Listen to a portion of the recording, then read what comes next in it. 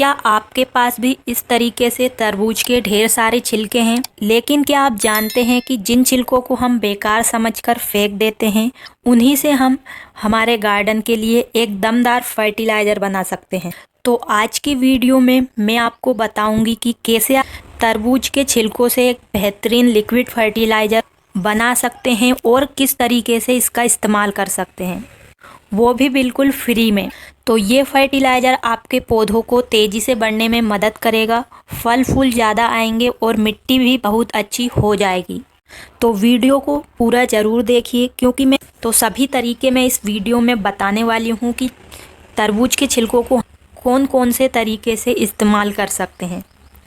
तो चलिए शुरू करते हैं। तो मेरा नाम है उर्मिला, आपका स्वागत है हमारे YouTube channel village terrace garden में, जहां पर मैं दिखाती हूं बहुत ही कम बजट में छत पर सब्जियां उगाने के आसान तरीके।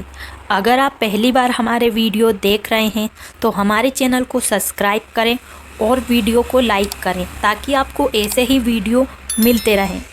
तो सबसे पहले आप जब भी तरबूज खाएं तो उनके छिलकों को फेंकने की बजाय इकट्ठा कर लें।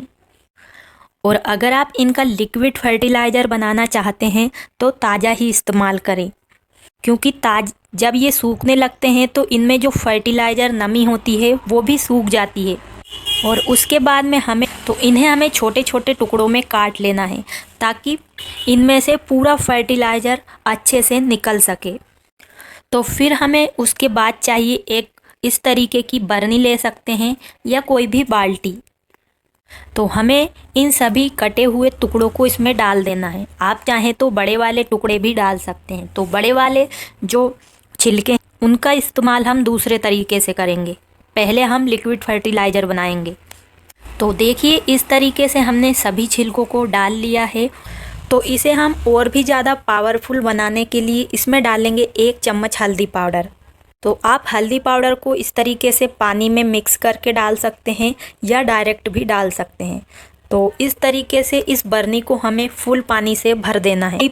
तो हल्दी पाउडर से फर्टिलाइज़र में हमारे फंगस या चींटियाँ नहीं लगेगी, क्योंकि जो तरबूज के छिलके होते हैं वो मीठे होते हैं, इसलिए उनमें चींटियाँ बहुत जल्दी लग जाती है। और इसके बाद आपको इसमें इतना पानी डालना है कि सारे छिलके अच्छे से डूब जाएं। तो इस तरीके से तरबूज के छिलकों के अलावा हम सभी प्रकार के फलों का लिक्विड फर्टिलाइज़र बना सकते हैं। तो इन्हें हमें अच्छे से मिक्स कर देना है। आप चाहें तो ऊपर से ढक्कन ढीला करके बंद कर दें, ताकि गैस बाहर निकल सके। तो इसे हम रखेंगे 24 घंटे के लिए इसी तरीके से, ताकि जो भी रस इन छिलकों में हो वो हमारा इस पानी में अच्छे से मिक्स हो सके। और जो ये हमने बड़े वाले छिलके बचाए हैं, इन्हें हमें धूप में सुखा लेना है। तो धूप में सुखाने के बाद हम इन्हें मल्चिंग के रूप में इस्तेमाल कर सकते हैं। तो अब हमारे फर्टिलाइज़र को बनाए हुए हमें हो गए हैं 24 घंटे। तो 24 घंटे बाद हम इसका इस्तेमाल कर सकते हैं, या आप 1-2 दिन बाद भी कर सकते हैं। अगर आप 24 घंटे बाद इस्तेमाल करेंगे तो अच्छा होगा, क्योंकि इससे कोई भी परेशानी आपके पौधों को नहीं होगी। और ज़्यादा दिन अगर हम इनको पानी में भिगोकर रख देते हैं तो इसमें से बदबू भी आने लग जाती है। तो अब हमें इसमें से निकाल लेना है 1 लीटर इस फर्टिलाइज़र को। तो हमें इसे डायरेक्ट पौधों में नहीं देना है, बल्कि हम इसमें मिलाएंगे और पानी, ताकि ये फर्टिलाइज़र हमारा और ज़्यादा बने और हमारे पौधों को कोई नुकसान ना करे। तो सबसे पहले आपको छान कर इसमें से 1 लीटर पानी ले लेना है, और ये जो छिलके निकल रहे हैं इनको आपको अभी नहीं फेंकना है। तो 1 लीटर फर्टिलाइज़र को हमें 5 लीटर पानी में मिलाना है, और फिर इसे आप अपने पौधों की जड़ों में डाल सकते हैं। तो इसका इस्तेमाल आप भिंडी, बैगन, लौकी, करेला, सभी तरह की सब्जियों वाले पौधे में इस्तेमाल कर सकते हैं। आप चाहें तो फूलों में भी डाल सकते हैं। तो बेल वाली सब्जियों के लिए ये फर्टिलाइज़र बहुत ही फ़ायदेमंद होता है, और आप चाहें तो इसका स्प्रे भी कर सकते हैं। तो इसका इस्तेमाल करने से पौधे की ग्रोथ बढ़ती है और नई नई ब्रांच बहुत जल्दी आती है। तो हमारे बैगन के पौधे ये 1-2 साल पुराने हैं और इनमें हमने इन फर्टिलाइज़र का इस्तेमाल किया है तो नई नई ब्रांच आने लगी है। और 2 साल पुराना हमारा बैंगन का पौधा है जिसकी कटिंग करने के बाद देखिए कितनी अच्छी पत्तियां इनमें आ रही है। तो आपके घर में जो भी पौधे हैं उन सभी में इस्तेमाल कर सकते हैं। तो मैंने पुदीना में भी इसका इस्तेमाल किया है, मतलब कि हर पौधे, गुड़हल, गुलाब, चंपा, अपराजिता, सब में आप इस फ्री के फर्टिलाइज़र का इस्तेमाल कर सकते हैं। अगर आप सही मात्रा में इस्तेमाल करेंगे तो आपके पौधों को नुकसान नहीं होगा, लेकिन आप अगर ज़्यादा फर्टिलाइज़र ले पानी कम मिलाएंगे तो आपके पौधों को नुकसान भी हो सकता है। हमेशा कोई भी खाद का इस्तेमाल करें तो उसे कम मात्रा में करें। अगर आप मिट्टी में इस फर्टिलाइज़र को डाल रहे हैं तो हर 15 दिन में आप इसका इस्तेमाल कर सकते हैं। तो इन छिलकों में इस फर्टिलाइज़र को हमने पूरा इस्तेमाल कर लिया है और अब जो ये छिलके बचे हुए हैं आप इनमें फिर से पानी डालकर 1-2 दिन के लिए छोड़ सकते हैं। तो फिर उसके बाद भी आप इसका इस्तेमाल कर सकते हैं। अगर आप इसे ज़्यादा लंबे समय तक रखेंगे तो उसी तरीके से आपको इसकी मात्रा कम कर देनी है। जैसे कि आपने इसे 10 दिन तक पानी में भिगोकर रखा और उस पानी का आप इस्तेमाल करना चाहते हैं, तो अभी हमने 1 लीटर इस्तेमाल किया है, तो फिर आपको इसे आधा लीटर इस्तेमाल करना है 5 लीटर पानी में। तो जैसे जैसे ज़्यादा दिनों तक ये पानी में पड़े रहेंगे तो इनमें और भी ज़्यादा पावरफुल ये बनता जाएगा। इसलिए आप या तो ताज़ा इस्तेमाल करें या मात्रा कम इस्तेमाल करें। और तरबूज के छिलके सिर्फ लिक्विड फर्टिलाइज़र ही नहीं बल्कि मल्चिंग के लिए भी बहुत फ़ायदेमंद है। तो अगर आपको टाइम नहीं है फर्टिलाइज़र बनाने का तो आप इसे मल्चिंग में इस्तेमाल कर सकते हैं, क्योंकि अब गर्मी का समय आ चुका है तो गमले की मिट्टी 1 दिन में ही सूख जाती है, जिससे पौधे मुरझाने लगते हैं और पानी की कमी हो जाती है। तो इसके लिए आपको सबसे पहले इन छिलकों को अच्छी तरीके से पानी में धो लेना है, क्योंकि इनमें मिठास होती है तो चींटियाँ इनमें लग सकती है।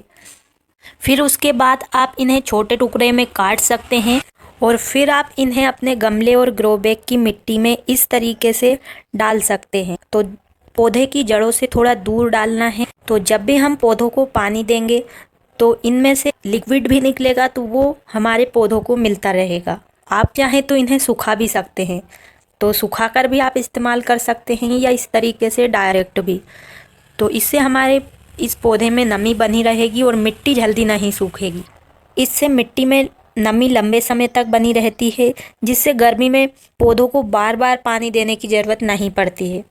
तो आप मल्चिंग तरबूज के छिलकों के अलावा और भी दूसरी चीज़ों से कर सकते हैं, जैसे प्याज के छिलके, लहसुन के छिलके, पेड़ पौधों की पत्तियाँ।